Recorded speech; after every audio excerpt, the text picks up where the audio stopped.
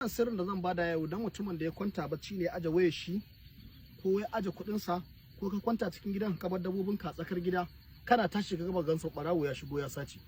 To ga abin da zaka yi albarka annabi sai ya maido su ko da ciya ko da arziki. In dai aka yi sai ya maido abin. Sai dai idan sun halaka an riga an siyar sun yi nisa to afallahu amma salam. Amma in Allah ya yarda in dai an yi ko ya siyar dan ubansa sai ya shiga gidan wani a area kuma sai ya faɗi shi ya dauki naka in Allah ya yarda. Sirri ne wanda bai da wahala dan kaɗan ne kuma yana da ƙarfin gaske. Duk bala'in mutum baka da wani sakar da zai ma wurin abin ka ya da abin nan tunda Allah bai bace alfarma annabi sai Allah ya maido maka abin ka. Haka zan bada wannan sirrin kowa zai ci arzikin manzo Allah a wannan bangaren nan irin kuma wannan bangaren zan taimaka mutane da shi saboda satar da ake mutane na yawan kawo completing ta yi yawa ne.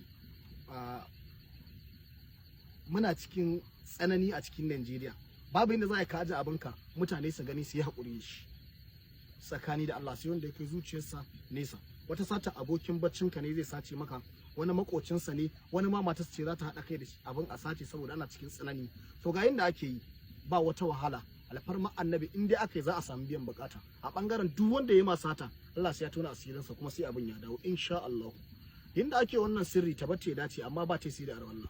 Zaka daura arwalla kai tsarki in baka da tsarki sai kai arwalla. Kana yin arwalla sai ka samu guri ka zauna. In ka samu guri ka zauna sai ka buɗe hannunka na dama ka karanta batti da kafa 41 ka tofa. Idan ka tofa sai ka aje ƙasa haka saman ƙasa sai ka ce ya Allah ina bacci kai baka bacci, Allah bani gani Allah kai ke gani, Allah kaga wanda ya ɗaukan mun dukiyata ko kuma Allah kaga wanda ya ɗaukan mun kuɗina ko kuma Allah na bar gidana bana nan amma Allah kai kana nan aka shigo ka ɗaukan mun dukiyata. Allah ina so da ƙarfin iyawarka da ƙarfin ƙudurarka Allah ubangiji yinda ka karanta yinda Allah ya sauka da tabatti da yake nuna ma Habila bai isa ba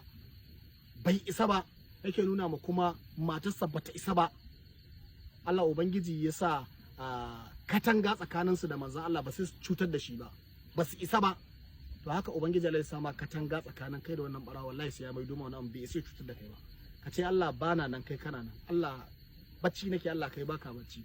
Haka za ka ɗaukan mun abu Allah ina so a cikin ƙudurarka da iyawarka ka maido mun abin nan da aka ɗauka. Sai kai addu'a ka shafa ka tafiya ka in ka fito ka yi sadaka ko mata mai ne ya samu ma naira 50 gare ka ɗan raba ma yara naira 5 ko 10 ya isa. Albarka annabi ni ne na faɗa daga gare na halifan fara jibiya kaji alfarma annabi ba za a wuce kwana 7 ba sai abinka ya dawo. In bai dawo ba sai barawan ya komo ya ƙara yin sati an Allah tona mai asiri. Wannan mujiyar raban ne bi iznillah. Ine ma kowa fatan alkhairi daga naku halifan fada jibiya.